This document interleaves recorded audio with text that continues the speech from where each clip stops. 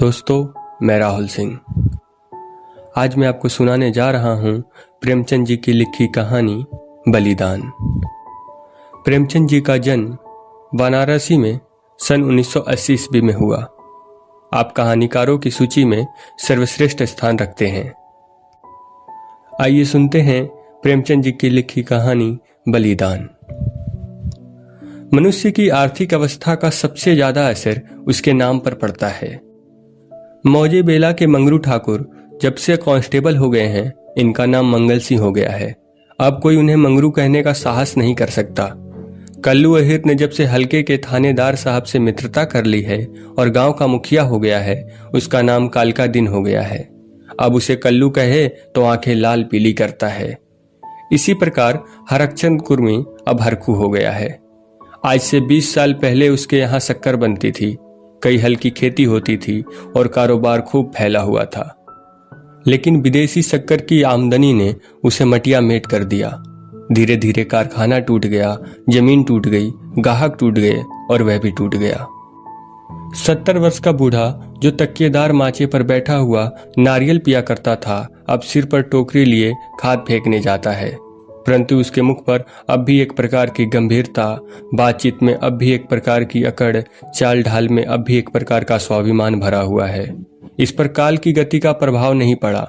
रस्सी जल गई पर बल नहीं टूटा। भले दिन मनुष्य के चरित्र पर सदैव के लिए अपना चिन्ह छोड़ जाते हैं। हरखू के पास अब केवल 5 बीघा जमीन है, केवल 2 बैले हैं, एक ही हल की खेती होती है। लेकिन पंचायत में आपस की कलह में उसकी संपत्ति अब भी सम्मान की दृष्टि से देखी जाती है। वह जो बात कहता बेलाग कहता है और गांव के अनपढ़े उसके सामने मुंह नहीं खोल सकते। हरखू ने अपने जीवन में कभी दवा नहीं खाई थी। वह बीमार जरूर पड़ता, कुंवार मास में मलेरिया से कभी न बचता था, लेकिन 10-5 दिनों में वह बिना दवा खाए ही चंगा हो जाता था। इस वर्ष कार्तिक में बीमार पड़ा और यह समझकर कि अच्छा तो हो ही जाऊंगा, उसने कुछ परवाह न की। परंतु अब की जबर मौत का परवान लेकर चला था। 1 सप्ताह बीता, दूसरा सप्ताह बीता, पूरा महीना बीत गया, पर हरखू चारपाई से ना उठा। अब उसे दवा की जरूरत मालूम हुई। उसका लड़का गिरधारी कभी नीम की सीखें पिलाता, कभी गुर्ज का सत, कभी गदरपुना की जड़, पर इन औषधियों से कोई फायदा न होता था। हरखू को विश्वास हो गया कि अब संसार से चलने के दिन आ गए। एक दिन मंगल सिंह उसे देखने गए। बेचारा टूटी खाट पर पड़ा राम राम जप रहा था। मंगल सिंह ने कहा, बाबा बिना दवा खाए अच्छे न होंगे, कुनैन क्यों नहीं खाते? हरखू ने उदासीन भाव से कहा, तो लेते आना। दूसरे दिन कालका दिन ने आकर कहा, बाबा 2-4 दिन कोई दवा खा लो, अब तुम्हारी जवानी की देह थोड़ी है कि बिना दवा दर्पण के अच्छे हो जाओगे। हरखू ने उसी मंद भाव से कहा, तो लेते आना। लेकिन रोगी को देख आना एक बात है, दवा ला कर देना उसे दूसरी बात है। पहली बात शिष्टाचार से होती है, दूसरी सच्ची संवेदना से। न मंगल सिंह ने खबर ली, न कालका दिन ने, न किसी तीसरे ने ही। हरखू दालान में खाट पर पड़ा रहता।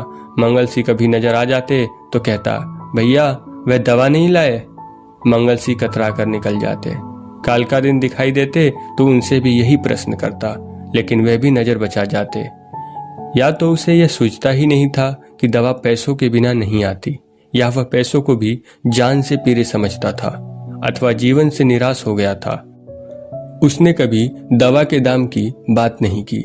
दवा न आई, उसकी दशा दिनों दिन बिगड़ती गई, यहाँ तक कि 5 महीने कष्ट भोगने के बाद उसने ठीक होली के दिन शरीर त्याग दिया। गिरधारी ने उसका शव बड़ी धूमधाम के साथ निकाला, क्रियाक्रम बड़े हौसले से किया। कई गांव के ब्राह्मणों को निमंत्रित किया। बेला में होली न मनाई गई, न अबीर न गुलाल उड़ी, न डफली बजी, न भंग की नालियां बही। कुछ लोग मन में हरखू को कोसते जरूर थे कि इस बुढ़े को आज ही मरना था, 2-4 दिन बाद मरता। लेकिन इतना निर्लज कोई ना था कि शोक में आनंद मनाता। वह शहर नहीं था जहां कोई किसी के काम में शरीक नहीं होता, जहां पड़ोसी के रोने पिटने की आवाज हमारे कानों तक नहीं पहुंचती। हरखू के खेत गांव वालों की नजर में चढ़े हुए थे। 5 बीघा जमीन कुएं के निकट, खाद 5 से लदी हुई मेड़ बांध से ठीक थी। उनमें 3-3 फसलें पैदा होती थीं। हरखू के मरते ही उन पर चारों ओर से धावे होने लगे। गिरधारी तो क्रियाक्रम में फंसा हुआ था। उधर गांव के मनचले किसान लाला ओंकार नाथ को चैन न लेने देते थे। नजराने की बड़ी बड़ी रकमें पेश हो रही थी। कोई साल भर का लगान देने पर तैयार था, कोई नजराने की दूनी रकम का दस्तावेज लिखने पर तुला हुआ था, लेकिन ओंकार नाथ सबको टालते रहते थे। उनका विचार था कि गिरधारी के बाप ने खेतों को 20 वर्ष तक जोता है, इसलिए गिरधारी का हक सबसे ज्यादा है।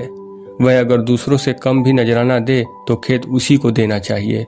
अस्तु, जब गिरधारी क्रियाक्रम से निर्वित हो गया और चैत का महीना चढ़ने को आया तो जमींदार साहब ने उससे बुलाकर पूछा, खेतों के बारे में क्या कहते हो? गिरधारी ने रोकर कहा, सरकार, इन्हीं खेतों का तो आसरा है, जोतूंगा नहीं तो क्या करूंगा? ओंकार नाथ, नहीं, जरूर जोतो, खेत तुम्हारे हैं, मैं तुमसे छोड़ने को नहीं कहता। हरखू ने उन्हें 20 साल तक जोता, उन पर तुम्हारा हक है, लेकिन तुम देखते हो अब जमीन की दर कितनी बढ़ गई है। तुम 8 रुपए बीघे पर जोतते थे, मुझे 10 रुपए मिल रहे हैं और नजराने के 100 अलग। तुम्हारे साथ रियायत करके लगान वही रखता हूं, पर नजराने के रुपए तुम्हें देने पड़ेंगे। गिरधारी, सरकार, मेरे घर में तो इस समय रोटियों का भी ठिकाना नहीं, इतने रुपए कहां से लाऊंगा? जो कुछ जमा जता थी दादा के काम में उठ गई। अनाज खलिहान में है, लेकिन दादा के बीमार हो जाने से उपज भी अच्छी नहीं हुई, रुपए कहां से लाऊं? ओंकार नाथ, यह सच है, लेकिन मैं इससे ज्यादा रियायत नहीं कर सकता। गिरधारी, नहीं सरकार, ऐसा ना कहिए, नहीं तो हम बिना मारे मर जाएंगे। आप बड़े होकर कहते हैं तो मैं बैल बछिया बेचकर 50 रुपए ला सकता हूँ, इससे बेसी की हिम्मत नहीं पड़ती। ओंकार नाथ चिढ़कर बोले, तुम समझते होगे कि हम ये रुपए लेकर अपने घर में रख लेते हैं और चैन की बंसी बजाते हैं, लेकिन हमारे ऊपर जो कुछ गुजरती है हम ही जानते हैं। कहीं यह चंदा, कहीं वह इनाम, इनके मारे कचूमर निकल जाता है। बड़े दिन में सैकड़ों रुपए डालियों में उड़ जाते हैं। जिसे डाली ना दो वही मुंह फुलाता है। जिन चीजों के लिए लड़के तरस कर रह जाते हैं उन्हें बाहर से मंगवा कर डालियां सजाता हूँ। उस पर कभी कानून गो आ गए, कभी तहसीलदार, कभी डिप्टी साहब का लश्कर आ गया, सब मेरे मेहमान होते हैं। अगर ना करूं तो नक्कू बनूं और सबकी आंखों में कांटा बन जाऊं। साल में 1000-1200 मोदी को इसी रसद खुराक के मद में देने पड़ते हैं। यह सब कहां से आए? बस यही जी चाहता है कि छोड़कर चला जाऊं, लेकिन हमें परमात्मा ने इसीलिए बनाया है कि एक से रुपया सता कर लें और दूसरे को रो रो कर दें। यही हमारा काम है। तुम्हारे साथ इतनी रियायत कर रहा हूं, मगर तुम इतनी रियायत पर भी खुश नहीं होते तो हरि की इच्छा। नजराने में 1 पैसे की भी रियायत न होगी। अगर 1 हफ्ते के अंदर रुपए दाखिल करोगे तो खेत जोतने पाओगे, नहीं तो नहीं। मैं कोई दूसरा प्रबंध कर लूंगा। गिरधारी उदास और निराश होकर घर आया। 100 रुपए का प्रबंध करना उसके काबू से बाहर था। सोचने लगा, अगर मैं दोनों बैलें बेच दूं तो खेत ही लेकर क्या करूंगा? घर बेचूं तो यहाँ लेने वाला ही कौन है? और फिर बाप दादों का नाम डूबता है। 4-5 पेड़ हैं, लेकिन उन्हें बेचकर 25 रुपए या 30 रुपए से अधिक ना मिलेंगे। उधार लूं तो देता कौन है? अभी बनिए के 50 रुपए सिर पर चढ़े हैं, वह 1 पैसा भी ना देगा। घर में गहने भी तो नहीं है, नहीं तो उन्हीं को बेचता। ले देकर एक हंसली बनवाई थी, वह भी बनिए के घर पड़ी हुई है। साल भर हो गया है, छुड़ाने की नौबत ना आई। गिरधारी और उसकी स्त्री सुभागी दोनों ही इसी चिंता में पड़े रहते, लेकिन कोई उपाय न सूझता था। गिरधारी को खाना पीना अच्छा न लगता, रात को नींद न आती। खेतों के निकलने का ध्यान आते ही उसके हृदय में हूक सी उठने लगती। हाय, वह भूमि जिसे हमने वर्षों जोता, जिसे खाद से पाटा, जिसमें मेढ़े रखी, जिसकी मेढ़े बनाई, उसका मजा अब दूसरा उठाएगा। वे खेत गिरधारी के जीवन के अंश हो गए थे। उनकी एक एक अंगुल भूमि उसके रक्त में रंगी हुई थी। उनके एक एक कण परमाणु उसके पसीने में तर हो रहा था। उनके नाम उसकी जिह्वा पर ठीक उसी तरह आते थे जिस तरह अपने तीनों बच्चों के। कोई 2400 था, कोई 2200 था, कोई नाले वाला, कोई तलैया वाला। इन नामों के स्मरण होते ही खेतों का चित्र उसकी आंखों के सामने खींच जाता था। वह इन खेतों की चर्चा इस तरह करता मानो वे सजीव हों, मानो उसके भले बुरे के साथी हैं। उसके जीवन की सारी आशाएं, सारी इच्छाएं, सारे मंसूबे, सारी मिठाइयां, सारे हवाई किले इन्हीं खेतों पर अवलंबित थे। इनके बिना वह जीवन की कल्पना ही नहीं कर सकता था और वे ही अब हाथ से निकले जाते।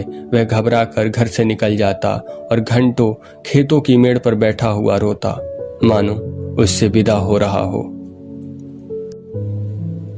दोस्तों, क्या गिरधारी बचा पाएगा अपने खेतों को, उन खेतों को जिसे उसने और उसके बाप दादाओं ने अपने खून से सींचा है? क्या नजराने के पैसों का प्रबंध कर पाएगा? आखिर क्या होगा गिरधारी का? यह जानने के लिए सुनिए कहानी का दूसरा भाग। कहानी टॉक्स को इतना सारा प्यार देने के लिए आप सबका बहुत बहुत शुक्रिया। कहानी अच्छी लगे तो लाइक करें, कमेंट करें और चैनल सब्सक्राइब करें। Thank you so much.